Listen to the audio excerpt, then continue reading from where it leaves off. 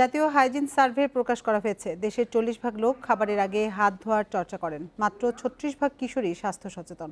তবে 70% কিশোরী ও নারী sanitary pad ব্যবহার করেন। বৃহস্পতিবার সকালে বঙ্গবন্ধু সম্মেলন কেন্দ্রে এই জরিপ যৌথভাবে প্রকাশ করে পরিসংখ্যান ব্যুরো, ইউনিসেফ বাংলাদেশ ও ওয়াটার এইড। বাসাবাড়ি, স্কুল, হাসপাতাল, রেস্তোরাঁ ও ফুটপাতে এই জরিপ পরিচালনা করা হয়। সেখানে আরও বলা হয়, 68% রেস্তোরাঁর বাবুর্চি হাত ধুয়ে কাজ করেন। 50% খাবার পানির চাহিদা নলকূপ থেকে মেটানো হয়। সাবান ও পানি দিয়ে হাত ধোয়ার সুবিধা এবং নিরাপদ ব্যবস্থাপনায় স্যানিটেশন প্রকল্পের আওতায় 2 বছর ধরে এই জরিপ পরিচালিত হয়। আয়োজকরা আরও বলেন, জরিপ প্রতিবেদন দেশের জনস্বাস্থ্য, শিক্ষা ও খাদ্য সংরক্ষণে কাজে লাগবে।